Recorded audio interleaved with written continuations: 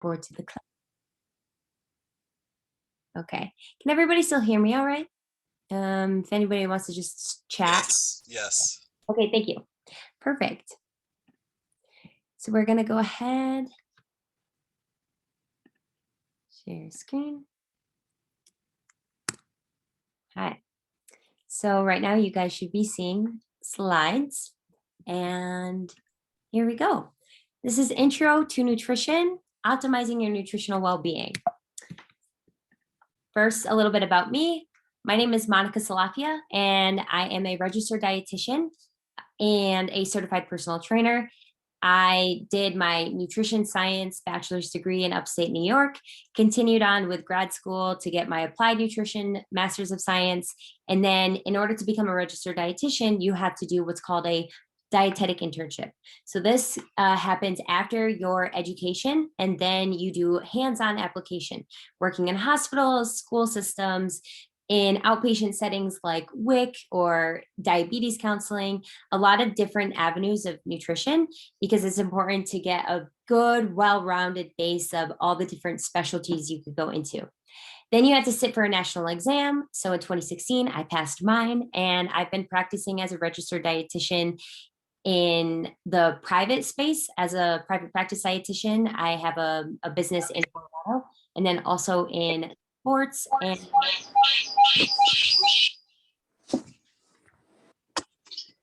all good. Just make sure you guys are muted. All right, perfect.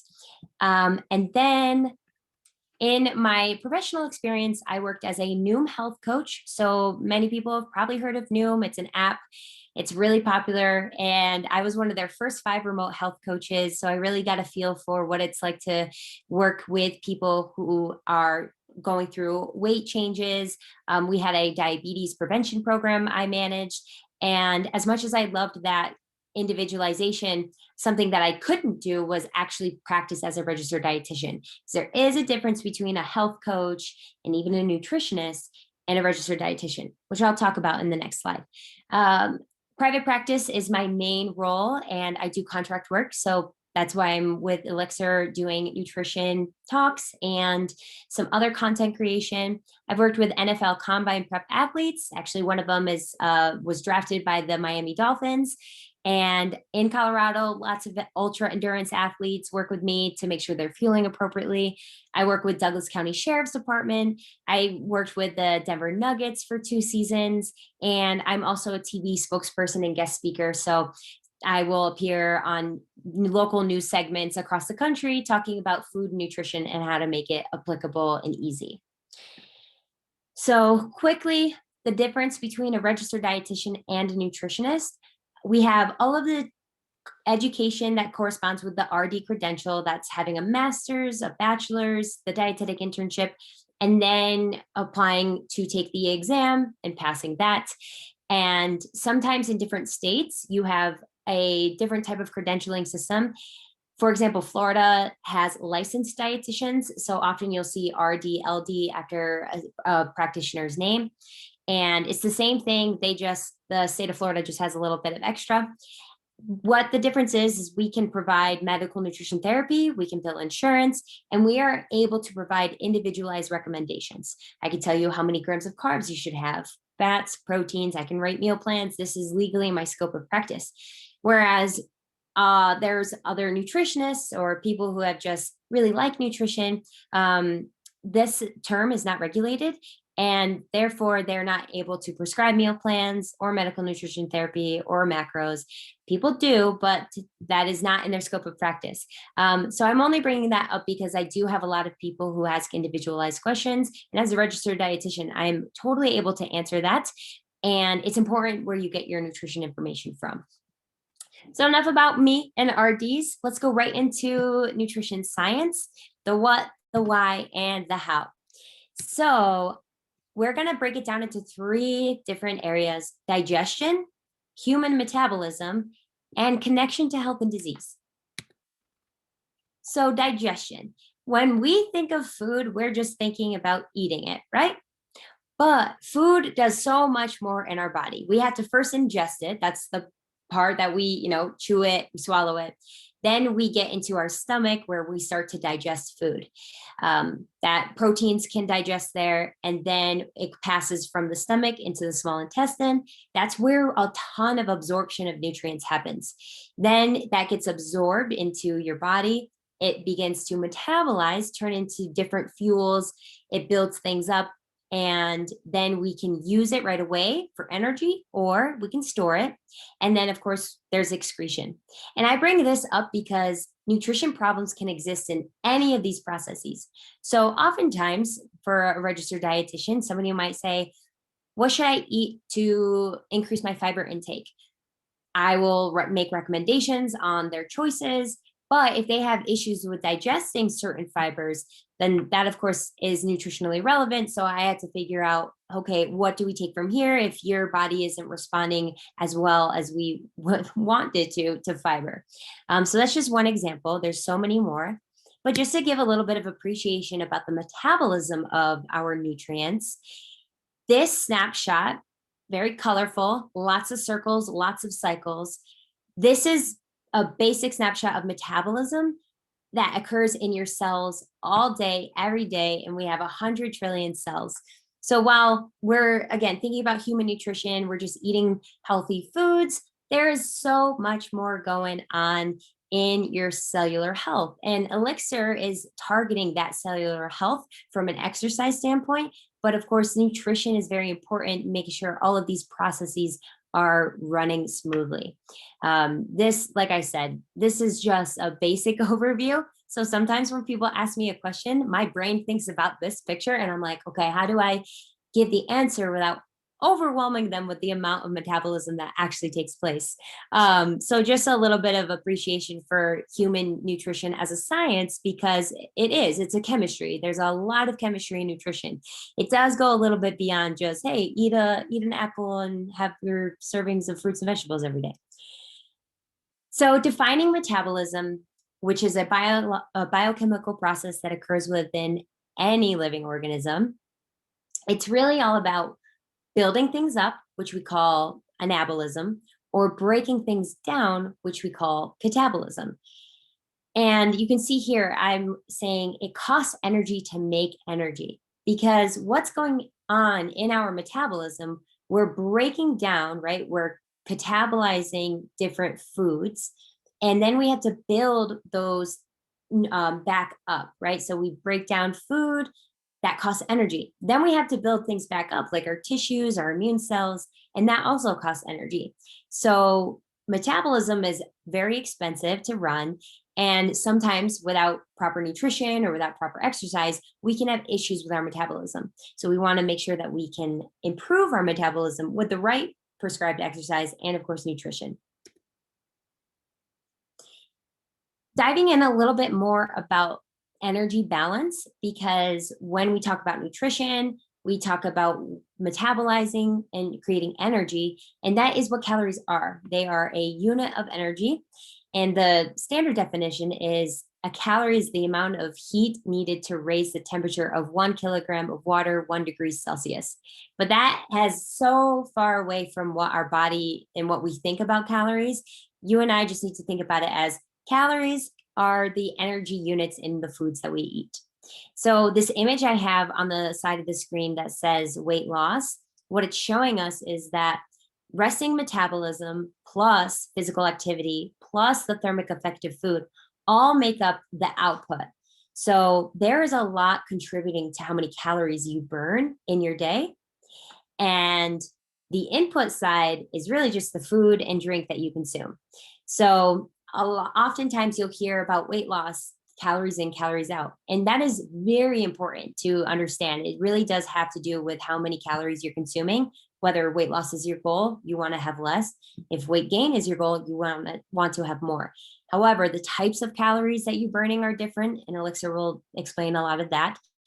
And also there's different things that are going on with your body, your activity, and the food choices that you eat that affect the output. So while it is simple calories in, calories out, we can actually get deeper in understanding how sometimes it doesn't always work that way. Okay, we talked calories. Now let's talk nutrients, because that's actually where our calories come from. We absorb the nutrients in food. And I make that distinction because while we eat a big salad with, croutons and dressing, we actually don't just absorb that. We have to break it down, and then the nutrients in those foods we absorb. So in order to access all those great micronutrients like vitamins and minerals, we got to break it down, again, costing energy, and then build it back up to whatever we need. So carbohydrates, fats, and proteins are 3 of the 6 essential nutrients. I say essential because these nutrients that I'm listing are things that we have to eat because we can't make them on our own without enough fuel. And I also make the distinction between macros and micros because the macronutrients, the carbohydrates, the fats, and the proteins in our diet, that's what gives us the calories. However, it's vitamins and minerals that make our bodies access those calories. It's all about that picture of metabolism I shared earlier. It's kind of showing that in some areas. And it's just all of this is working together. So macros, again, macros are macronutrients. They are the nutrients that are essential for life. Macro just means large.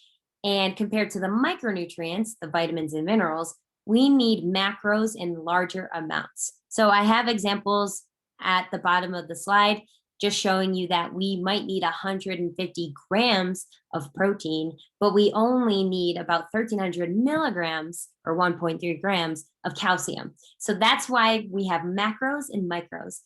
As a dietitian working with individuals, I strive to teach people how many macronutrients they need in their day to achieve certain goals. And that's why you can see this layout right here. I screenshotted this from a client's program. I was recommending 28% of their calories come from protein. It equaled out to 150 grams. And I do the same thing for carbohydrates and fats. But you guys, we don't eat numbers, we eat food. So talking a little bit more about the foods that provide these macronutrients, we have our basic examples of carbohydrates, which includes fruits, oats, really any types of grains, including flours like refined ones or whole ones, sweet potatoes, yams, plantains, and all vegetables. So when we're talking about a low carbohydrate diet, most of the time people are just talking about low bread or low potato or rice, but fruits and vegetables also have carbohydrates. So we love carbohydrates. I'm very pro advocate of carbohydrates. And then we have fats. Fats are coming from avocado, olive oil, butter. And then protein foods, we have our meats, our poultry, chicken, fish. And then we also have dairy products that are very high in protein as well, like cottage cheese, yogurt. There are other examples of foods that have protein, but these are really your main sources. So let's talk about carbohydrates.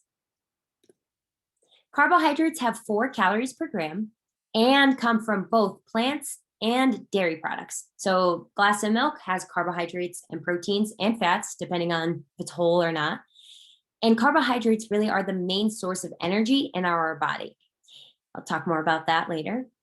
Their common types are sugars, starches, and fibers. So there's a lot of carbohydrates that exist in nature, but nutrition, we're mostly concerned with these 3.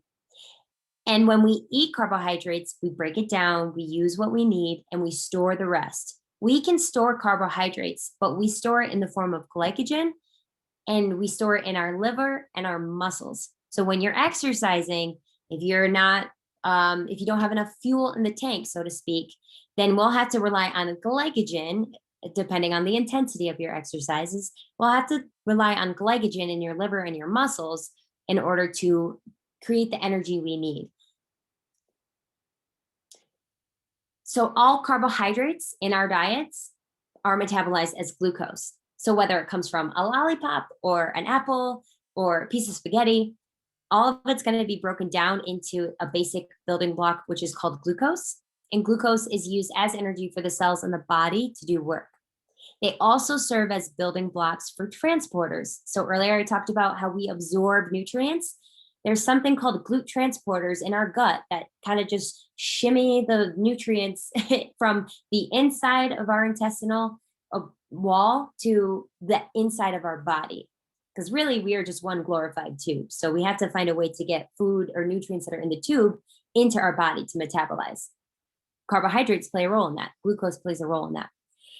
Glucose is also essential for proper functioning of your nervous system, your heart, and your kidneys. So your brain cells and red blood cells rely solely on glucose for fuel. This is why the Institute of Medicine recommends a minimum of 130 grams of carbohydrates are needed daily to support the brain. The brain is an expensive organ. And if we are just sitting at rest, right now, I'm just chilling. I mean, I'm talking, so I'm using a little bit more energy than just rest. But my brain alone is using probably 20% of the calories. I just think that's like phenomenal to understand that it's a very expensive organ. So when it comes to talking about carbohydrates and calories from carbohydrates, just know that your brain is using up a lot of that. And it only relies on glucose unless we put our body to extremes, which we can talk about that at the end of the presentation.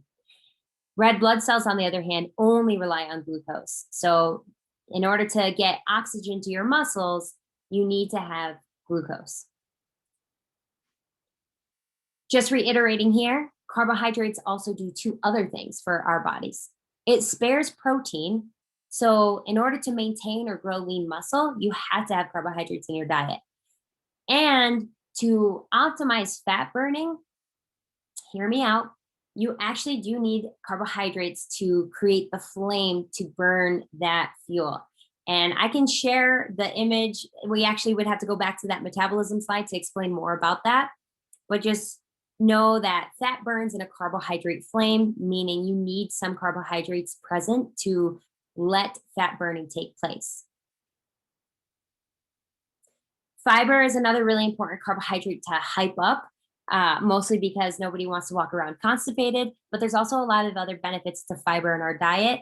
Mostly we're exploring the benefits of the bacteria that we carry, because while we have 100 trillion human cells, we have that and then some of bacterial cells in our body, and they eat the fiber that we eat. So prebiotics are food for the bacteria, and probiotics are the outcome of that.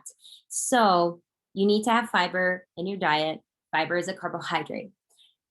Fiber is like giving your gut a workout. So when we eat foods that have both soluble fiber and insoluble fiber, what's going on is you're actually pushing on the wall of your intestines, and that's putting resistance. So in the fitness world, we talk all about how great resistance training is for your skeletal muscles. And fiber is really great resistance training for your smooth muscle, which is what makes up your gut. So big fan of fiber, big fan of carbohydrates. As you can see here, I took this picture from my Instagram. Fiber is a type of carbohydrate. So a no carb diet is a no fiber diet, which is really great if you want to be constipated.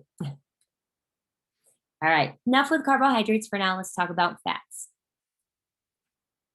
Fats have 9 calories per gram, so by far the highest per gram. They're found in both plants and animals. They are a source of energy, just like carbohydrates, and protection. So really important to protect our organs, and like our brain, our kidneys, all have like a nice little layer of fat. Sometimes that fat layer gets too big, and that's called visceral fat. And we want to make sure that we work that away. We classify fats in our diet by saturation and length. That means the saturation, is it saturated with hydrogens, which again, we are just talking about that from the chemistry standpoint, but from the nutrition standpoint, we're looking at, is this a saturated fat or is this unsaturated? We know by the majority of the available evidence we have to date that diets that tend to be high in saturated fats, they're also low in other nutrients, and they tend to not lead to great health conditions with your heart. Monounsaturated fats, polyunsaturated fats, those are the ones we like to encourage because those have a little bit more of an anti-inflammatory or neutral effect on your body. And fats are stored as fat in your body. So sometimes people tell me, like, if you eat more fat, you're better at burning it, right? Absolutely. We're also better at storing it. So we have to balance all the macronutrients depending on our goals. We find fats in butters, oils, meats, dairy, nuts, seeds, and in many processed foods. The three main types of fats are triglycerides, or otherwise known as triacylglycerols. Those are the ones that we look at in your blood lipid panels. Phospholipids, which are around your cells, and sterols, which are the building blocks of hormones. And the main job of fat, again, is to store energy. Great little great little macronutrient for that, because it burns consistently, it burns slowly, it burns for a very long time. But if we start to increase the intensity of our work, we don't rely on fats as much anymore. Again, talking about that in the fitness section. And in our body, fats provide energy, they insulate against extreme temperatures, they protect against shock, they help the body use carbohydrate and protein efficiently, and they make up the structure in our cells and hormones. So I'm team fats too, guys. I'm team carbs, I'm team fats, and you're gonna see I'm team protein. All the macros are important. Every individual has a certain number that they probably will do best at, but they're all just as important. And this is just getting a little bit more into that comment, fat burns in a carbohydrate flame. And essentially what this graphic is showing you here is there's this molecule at the top called acetyl-CoA, and that actually gets picked up by oxaloacetate. Too much chemistry probably this in the afternoon for you guys, but this is what I mean when I say it burns in a carbohydrate flame, because without enough carbohydrates, we actually can't make enough oxaloacetate, which is where things can get a little, we have to adapt. And the adaptations take us farther away from homeostasis. And so we have to do extra work for our body to get it back to normal. I'm just going to continue on to our proteins. And they have 4 calories per gram. So just like carbohydrates, every gram of protein that you eat has 4 calories per gram.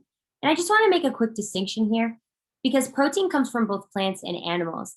But if your goal is to eat 25 grams of protein in a meal, that doesn't mean eating 25 grams of chicken. In fact, it means more like you're eating 120 grams of chicken, because that amount of chicken has 25 grams of protein. And I only bring that up because it got brought up in my client sessions earlier. So I was like, this is important. We should distinguish between, eating grams of protein doesn't mean eating the food that has protein, because we'll need more of that. It comes from plants and animals. Spinach is packing 4 grams of protein per cup, which isn't a lot in total, but for a vegetable, that's pretty solid. It's not a preferred source of fuel. So while proteins do provide 4 calories per gram, it's actually not the preferred source of fuel for our body. Carbohydrates are, and fats are. Proteins, not so much, but they will turn into energy if needed. And I see that often. Amino acids are the building blocks of proteins. So the way I think about it and explain it is, if you imagine a pearl necklace, every single pearl is an amino acid. We don't store those. We store glycogen, the carbohydrates. We store fat as fat.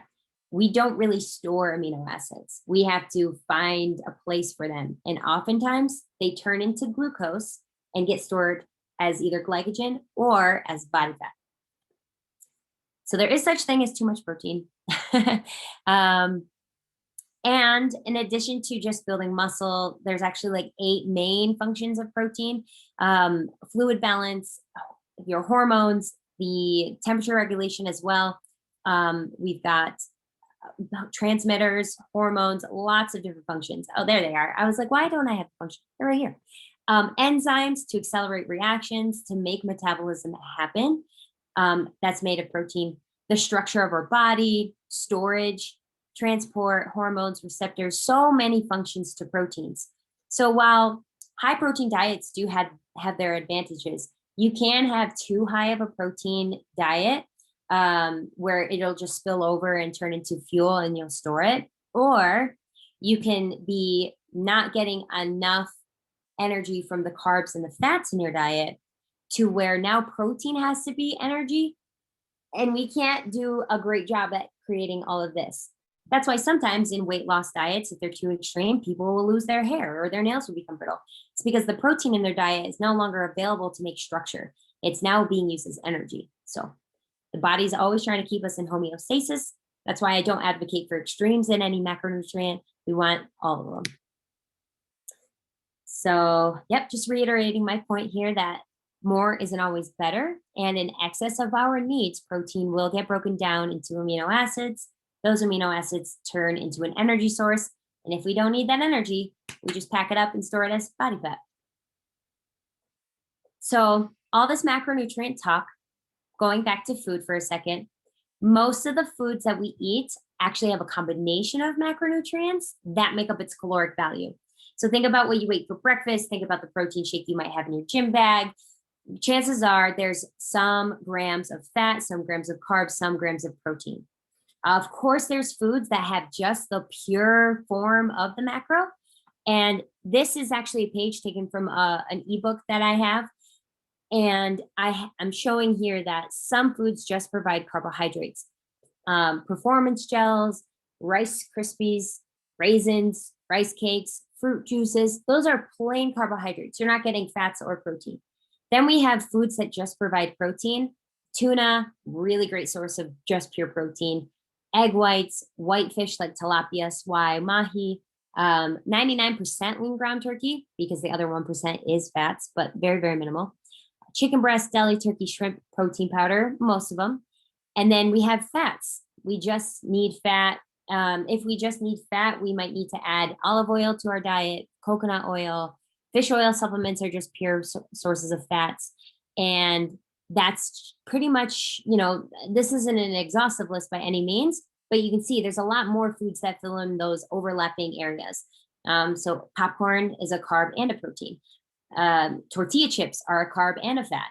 And then we have protein and fats like eggs. And then we have foods that provide all three macronutrients. Talking protein bars, nut butters, chia seeds, milk. Those are just some examples. So that's an overview of nutrition as a science and how it relates to the foods that we eat. Now let's talk a little bit about the public-facing nutrition education. And these are just tools that are available to us all day, every day that actually provide a ton of information and can help us make better nutritious choices. Starting with the food label, which is about the same age as me, not to date myself, but I think it's pretty impressive that that hasn't been around too long. 1990 is when we came out with a policy that was basically saying, hey, food companies, time to put some information on your labels, because at this point in the game, we know that diet impacts health. And from a public health standpoint, people got to know what they're eating. So they started putting calories, fats, carbs, protein on the label of foods. And those nutrients that they highlighted were associated with diseases that people were suffering from. Now we have a new food label coming out because in 2018, they basically were saying, hey, the food label is great, but there's some pitfalls. Number one, it's super tiny print. So let's blow up the calories because a lot of people still are not getting the right amount of calories in their diets. So we'll help them out. Also, very, very minor detail, but important, especially for me, is the micronutrients that we shout out on the food label have changed because vitamin A, vitamin C, calcium, those weren't, or vitamin A and vitamin C were not a nutrient of concern when it came to chronic diseases. But we did find that vitamin D, absolutely, calcium, iron, and potassium. These are really important nutrients that we can associate with a healthier diet. So these things are good to pay attention to. And I'm an advocate for understanding the food label. So I really do like teaching people how to read it, what it means. Another thing that changed is the serving size. That's a little bigger and it's more reflective of accurate portion sizes. So, because nobody's eating a quarter cup of ice cream, right? I'm not. So just reiterating how the changes to the nutrition label and nutrition science guidelines in general, they are always updated to reflect the current scientific evidence that shows us the best information, right? Because there's no shortage of information about nutrition out there, but what does the best evidence say over time? So right now we have identified that the public health nutrients of concern are calcium, vitamin D, and iron. We don't pay attention to calories from fat because fat isn't bad, but we do have to be peculiar about maybe the types of fat in our diets. Added sugars are important because it's not harmful to your body, if you're getting your sugars from fresh fruits and things like that. But if you're having too much added sugar from like baked goods, sweets, sodas, that's where we can run into some issues, metabolically speaking. And then the serving sizes, mostly have just gotten bigger because we like to eat. And then very quick, you guys can have access to this. If You can see me? oh, 1 second, guys, just make sure you're muted, please. All right, cool. So on the label, we have or on a food package, we have the food label. And then sometimes we see words like low, reduced, high, good source. Those are actually legally defined by the USDA. So whenever you see these words, light, more, good source, high, reduced, low, that actually means a specific thing. If I'm ever doing a TV segment and I'm working with like the Egg Nutrition Board, who's, with the USDA, I had to be very peculiar about the words I use. I can't just say like, oh, eggs are a great source of this if it doesn't actually mean great source or good source. Like it's very particular. But the other words on your food label, like gluten-free or keto or paleo, that's nothing to do with nutrition, everything to do with marketing. Kind of a pet peeve of mine as a dietitian, but I understand it. It gives people a sense of like, okay, I kind of can connect what that means. People generally know that keto means it's probably higher fat, low carb. But again, that's marketing. Doesn't actually mean anything nutritionally relevant. They're just using it as a marketing thing. We will go on to connecting the chronic diseases and nutrition. So when it comes to managing our weight, calories are the really important part to study in your diet. If you're concerned with your blood sugar levels, you have to consider carbohydrates in your diet, the type, the amount, the timing. Heart health, look at saturated fats, trans fats, and sodium. Bone density, very, very important, especially for women because our bones thin very quickly. Vitamin D and calcium. So connecting the dots between what we go through as adults in our lifestyle and how it relates to the food that we eat day in and day out, because that's the thing with nutrition. There's no escaping. You eat every day, all day. I mean, we'll probably talk about intermittent fasting. I'm sure you guys have questions, but for the majority of us, we're eating often, and these nutrients matter. Won't belabor this too much because it's about percentages, but basically it's going 5% on the label means it's low, 20% means it's high. Not meaning good or bad, just more information for you guys to start applying at the grocery store or whenever you're looking at something in the vending machine. Okay, my favorite topic, because fitness is actually what got me into nutrition in the first place, is how to optimize your nutrition for exercise. So exercise physiology is really just nutrition, but applied to your body. So at different points of your workout and intensity of effort, we actually burn different sources of fuel. What this means is that when we first start a workout, right, like we're just getting on the treadmill, we're walking, we're burning mostly fats for fuel because we're at rest, our heart rates are low. As we pick up that intensity, though, our body starts to shift where it burns the calories. So on the treadmill, all you see is, oh, you burned 300 calories in 30 minutes. Great. But the types of calories vary drastically among individuals. And that's what elexr is really great at, is that helping you identify, where does my body burn fat for fuel? Where is it burning carbohydrates for fuel? And how can I be better at both? How can my metabolism get better at both? So that's why I say exercise physiology is really just nutrition applied, because the first half of this talk, I spoke all about what it is to eat these nutrients, carbs, fats, and proteins. But exercise is a lot about how we burn carbs and fats and proteins. So I always think that that's a super fun way to think about it. What we eat is also what we burn. And you guys are going to get individualized numbers with elexr. I don't know who has taken the test yet, but it's super fun, super exciting data. I'm actually really jealous you got to do this right now, because this is something that has really changed both my nutrition and my fitness personally. You start to understand, where does your body burn those types of fuel. So this is an example of somebody's numbers. So their smart zone is 144 beats per minute to 148. What that means is they're burning mostly fats for fuel at that area. So if somebody's got a goal where they want to reduce body fat, we definitely want to look at their nutritional intake, right? But we also want to make sure that they're exercising in the right zone. Your smart zone is a really great way to become more metabolically flexible. And then we look at the next number. We have, I think you guys actually have more numbers, but MIT is your medium intensity. And as you can see in this chart, you start to burn more carbohydrates. Beyond that number, in this example, you tap into your reserves and can even start to break down protein or muscle. We don't want to do that. There's a lot of reasons we want to preserve the muscle on our bodies.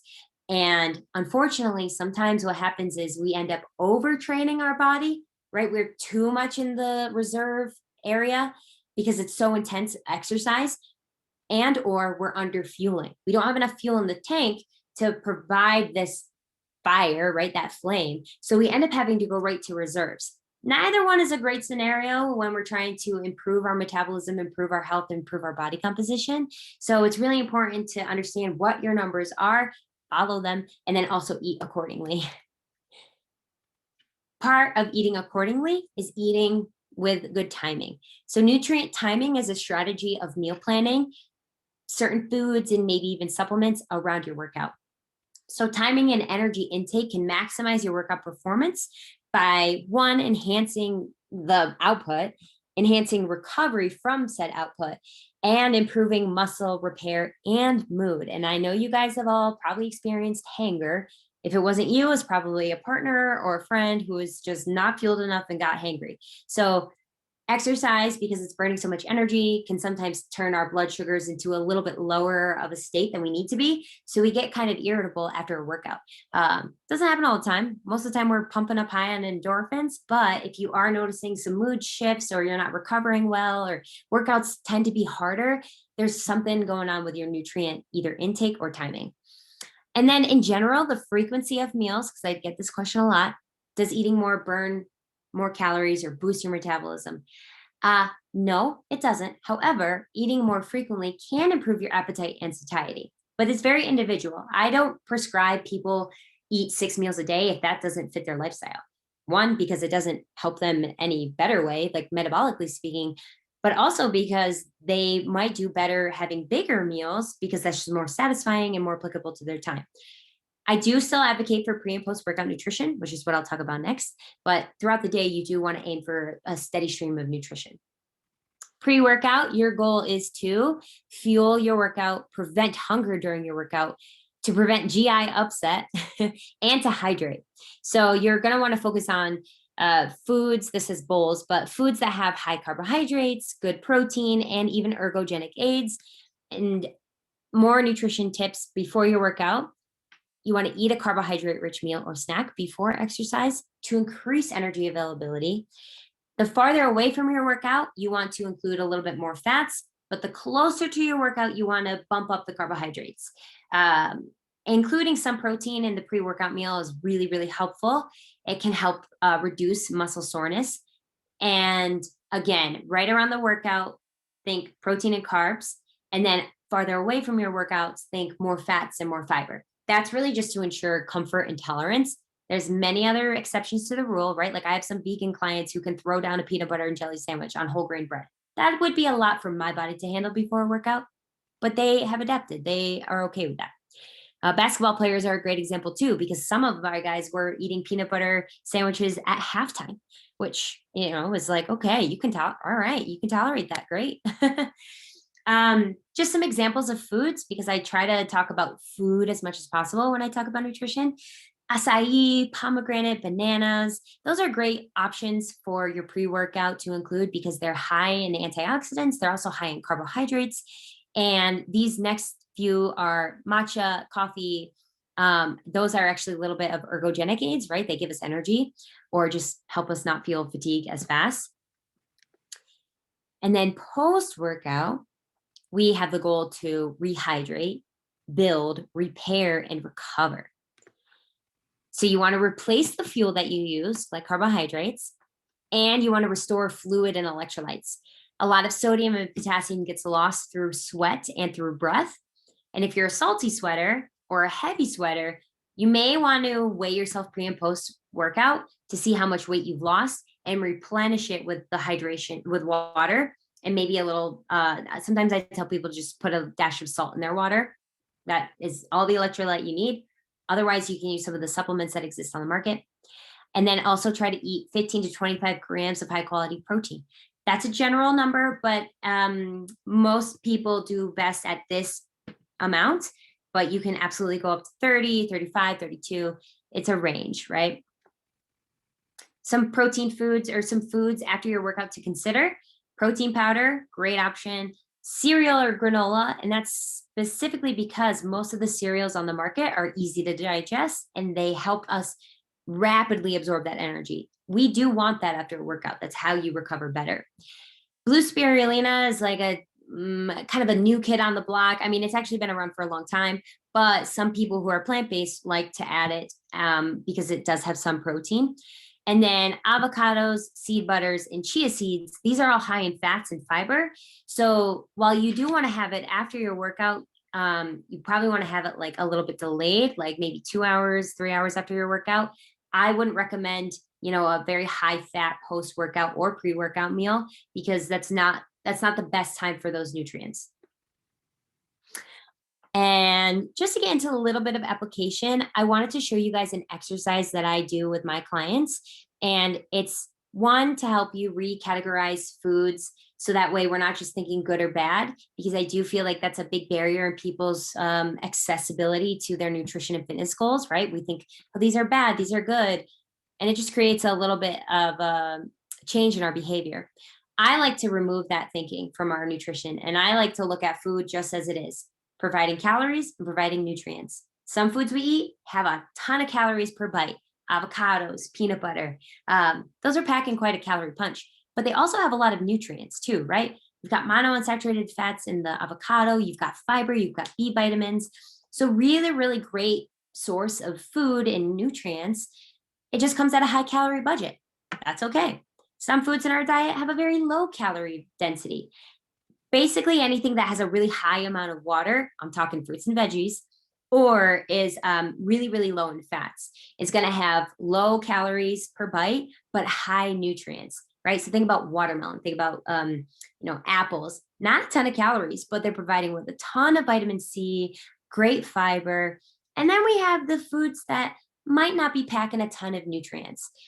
I think broth is a great example to show a food that's not going to give you a lot of calories or nutrients. I like to think of these foods as vehicles. Lettuce, great way to think about foods having low calorie density, but also low nutrient density. Lettuce is just a vehicle for the other good stuff in a salad, honestly. You're just eating crunchy water. I don't even care if it's romaine lettuce, right? Like, yes, it's darker, there's a little bit more nutrition, but if iceberg is your preferred, and you're going to eat a salad for lunch if it's iceberg, but not if it's romaine, I would encourage you to get the iceberg lettuce. Just make sure that you're understanding it's the vehicle for other nutrients. And then there's this yellow box. This yellow box is the high calorie dense foods with low nutrition. Basically, when you're thinking about going to New York and having a big fat bagel with cream cheese, there's a lot of calories in that bad boy. Not a ton of nutrition though. Like, right, the micronutrients isn't very high. That's okay though. It still belongs in your diet if you really love it. You just need to make sure that the other foods in your diet are providing, a better balance of calories and more nutrients. Alcohol is a really great example here. Alcohol is a nutrient, not essential. Packs 7 calories per gram, so it's very high calorie dense, and no nutrient density at all. No nutrients come with alcohol. So again, you just include these foods as you see fit. It's better for you to include a little bit of these foods to reach your goals and make them sustainable than to just swear them off for a fixed period amount of time, only to then just want it more when you're done. And yeah, so that's just an example of how I apply that type of work in my coaching. And now I'm gonna turn it off to you guys. I would love to know what kind of questions you have. Let me just go ahead and open up the chat here, and I'll stop sharing my screen so we can open it up. Okay, perfect. So first question, please share the 520 rule presentation again. Oh, yeah. Sure thing. Is there anything in particular you wanted me to go over with that, Stephanie? No, not really. I noticed that you, good morning, everyone, by the way, good afternoon. No, I noticed you briefly went over it, but I didn't really capture what was on the screen. Yes, let me just go ahead and review. So that was in the policy section where we talked about the food label. So can you see this all right? Can you see the label? Yes, I can see it. Okay. Thank you. So what I have circled here is all the percent daily values that appear on the food label. Really important. The percent daily values are based on a 2,000 calorie diet. Not everybody here is optimal at 2,000 calories. Some people to reach their goals need a little less. Some people to reach their goals need a little bit more. And that's why sometimes the percentages are a little bit more of a loose guideline, but I still think it's a good thing to point out, because if you do look at a food and you see that the percent daily value of something on it is 5, that means it's low in that nutrient. So if you're somebody who's looking to really improve their, let's say, sodium intake, because you got a little high blood pressure going on, stress at work, so your doctor's recommending, hey, let's watch that sodium. This food right here is showing there's 5% of your daily value of sodium. So we would consider that low. So that's just a kind of a quick hack to look at the food label and think, okay, is this high or is this low? Again, not good or bad, just high or low. I even say on the slide, this is not me good or bad. And then same thing if you're looking for something that is high, or maybe you're trying to avoid high intake of something. So looking a little bit more at, let's say, the vitamins, for example, you can see that calcium is at 1.2%. So this is considered a low, option, a low amount of that nutrient for this food. So if you're trying to increase your calcium and you're comparing two types of food, well, then you probably want to go with the one that has the higher percent of calcium. And so that's the 5-20 rule. 5 is low, 20 is high. Does that answer the question? Help clarify a little bit? Yes, it does. Thank you so much. Yeah, you're so welcome. Any other questions, you guys? I mean, we have a couple minutes to spare. I would be happy to answer anything you have on a particular diet or food product or trend. I pretty much talk about nutrition all day, every day. So this is my jam. So like, you use up my time.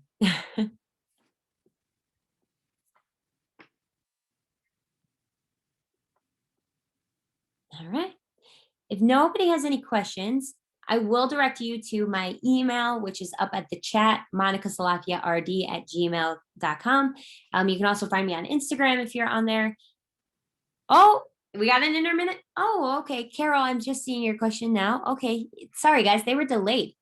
How do you choose which vitamins to take? Great question. And can you briefly discuss intermittent fasting? Yes.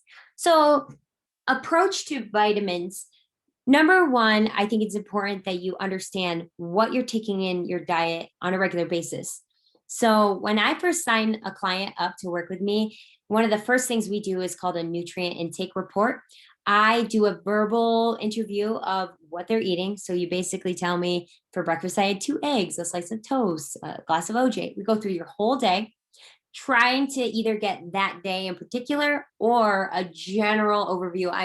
Most of the time I eat oatmeal for breakfast, turkey sandwich for lunch, dinner, but we get specific with serving sizes, brands if we can.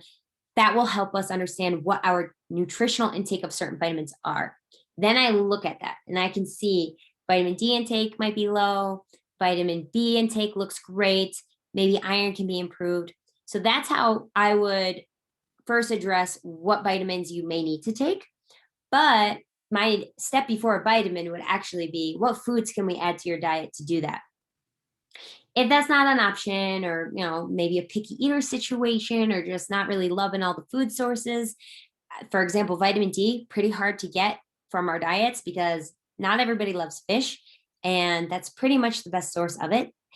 So we look at vitamins, and that's how you would choose, right? You would look at your diet first, see what you're missing intake wise. I also encourage people get labs done with their doctor, or you can even walk into, an outpatient service that runs labs to see if you are deficient in a nutrient. I'll say this, most of the time, you don't need a multivitamin. You can just improve your diet with little tweaks here and there. The other thing about vitamins is that all B vitamins and vitamin C are water soluble. So if you take an excess of those, which if you look at a vitamin bottle, you'll see it has sometimes I see crazy numbers, like 33,000% of your daily value of vitamin B. You're peeing all of that out. So just be cautious about oh, this has way more. right? More isn't always better in nutrition. So B vitamins and C vitamins, sometimes you just pee out. Much better to just try and get that through foods. Your fat soluble vitamins include vitamin A, vitamin D, vitamin K, vitamin E. Those ones actually don't get peed out. So you do want to be cautious about your intake of those. So again, first check the diet, see if you're getting it through there. Next, if you do suspect a nutrient deficiency, ask your doctor to run a lab, and then look at the vitamins and try to go with like a lower dose. So I would rather see somebody, like, for example, my clients who are in like a weight loss phase, because their calories are really, dialed back, not really low, they're just dialed back. I might recommend a multivitamin, but most of the time I'm just recommending vitamin D, omega-3 fish oil. Those are really the main supplements I actually recommend. Everything else is up for discussion. So hopefully that helps, Carol. Let me know if you have any other questions. And I will now just kind of go into discussing intermittent fasting. So let's define intermittent fasting. Intermittent fasting is not eating for a certain amount of time, right? So there's a lot of different approaches. There's like, fasting for 8 hours, eating for 16. Some people do a 24-hour fast. And I understand there are religious reasons. So I'm just going to focus on the nutrition reason, which for most people who are practicing intermittent fasting, it has to do with two things: weight loss and focus. Now, both of those outcomes do make sense because when you're fasting, you're skipping a meal, right? You're generally skipping breakfast, or maybe you're not snacking after dinner. And therefore, you're reducing your calorie intake, but you're also reducing your nutrient intake. And you got to remember, as a registered dietitian, my number one goal is to make sure you're meeting your nutrient needs. So I'm actually not a huge fan of fasting. I'm like, meh, I'm good. I don't make people eat breakfast. I'm not somebody who's like, oh, breakfast is the most important meal of the day. They're all important. Getting your nutrients, very important. So if fasting is a way for you to cut calories and you're doing that for a short period of time, I understand that. But most of the time, we actually don't need to do a very long fast, because let's say you wake up at 7, and let's go 6, right? Wake up at 6, you take a shower, you brush your teeth, do whatever. You have breakfast, and then that brings you to like 7 o'clock. You get home around 5, 6, whatever, and you have dinner ready. Well, 7 to 6 is pretty normal. And then you go to bed. That's a pretty long fast. So you already fast when you actually eat like a pretty normal day's worth of food, because we're sleeping. And sleeping is a very active process. You're using a lot of calories to make sure that you're sleeping. You're using a lot of protein to make the neurotransmitters to keep you sleeping. If you don't have a good night of sleep and you're trying to lose weight, it's probably because you're not eating enough calories to keep the active process of sleep going. So in my work, again, I'm trying to get people to eat the nutrients that they need, not restrict too much, and they see their goals without having to go through the extreme of fasting. And then I'm also just going to pick on women for a second, because women actually do worse on fasting diets. And that has more to do with the physiological need for more energy, because as women, that's just biologically, we just need a little bit more calories. Oh, I'm sorry. No, men need more calories than women generally. But when we restrict calories, we have more negative side effects. So moods are definitely more irregular. And then cortisol levels rise higher. And that creates a more stressful environment, creates more body fat retention, belly fat retention. So you can see there's some good things about fasting, like cutting calories, if that is your goal to lose weight. However, you've got a lot of things to be concerned about. I did mention focus, so I just want to talk about that. Sometimes people feel more focused, more alert when they are fasted. That is a great and natural response to not having enough energy. So what happens is your body actually kicks up your adrenaline. So that's why you're feeling a little bit more, like swift ninja status, because your body's running more on adrenaline than it is energy, giving you that focus. But I caution against that again, even though it feels great sometimes. Over time, it can really do more damage, more harm than good, because at that point, you are keeping your body in a state of stress. And stress is a very big contributor to chronic diseases that we want to ward off. So while I know a lot of people are looking for weight management practices that make it easy, and fasting is a good way to do it, just skipping breakfast, no big deal, I'm not hungry anyways. Most of the time you're not hungry because your cortisol levels are high in the morning and you drink coffee, which suppresses your appetite. So again, trying to get the nutrients that you need, trying to increase your pre and post workout and your fitness means getting as much benefit from your meals, or I'm sorry, as much nutrition from as many meals as you can. So that's definitely why I really would encourage people to not look at intermittent fasting as anything different than just skipping a meal. And there are some negative things that can come with skipping breakfast or skipping a meal. Let's see. Oh, also it's very hard to build muscle when you're fasting and exercising.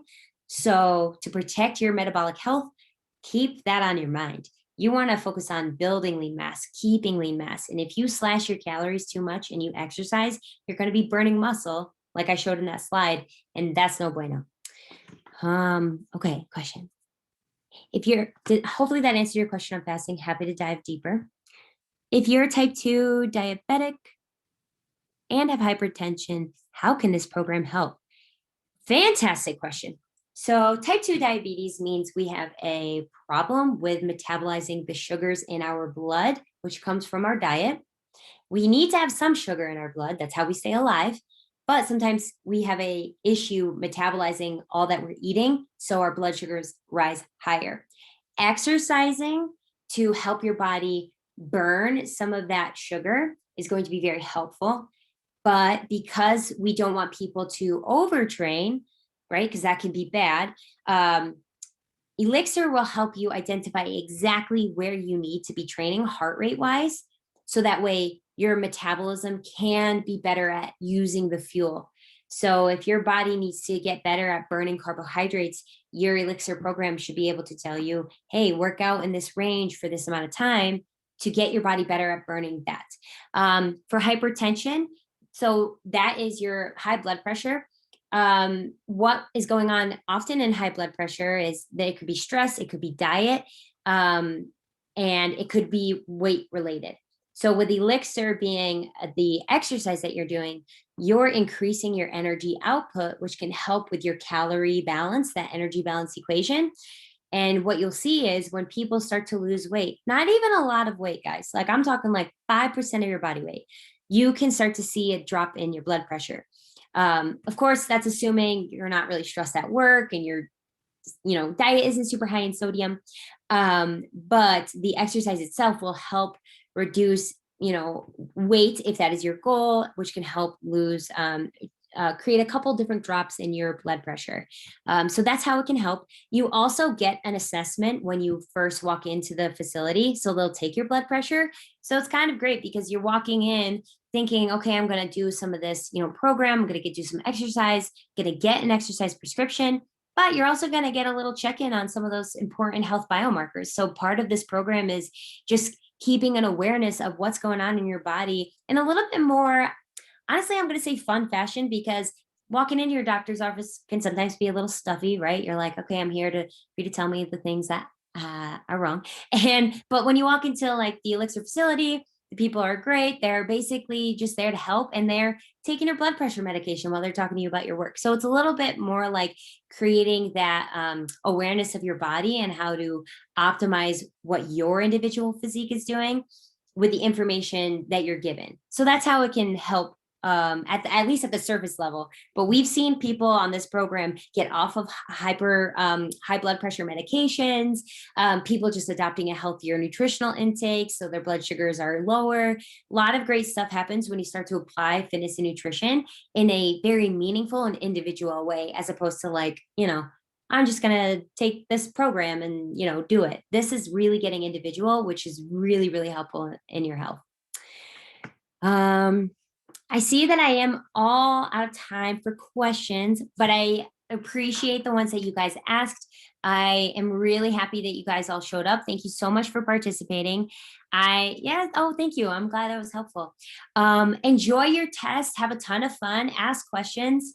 And if you have any nutrition questions, you can either ask one of the elexr staff, or you can reach out to me. Like I said, my email is there. My name is Monica. Again, thank you so much for your time. And I'm going to go ahead and close out this meeting. So great to meet you guys, and have fun at your test. Bye, guys.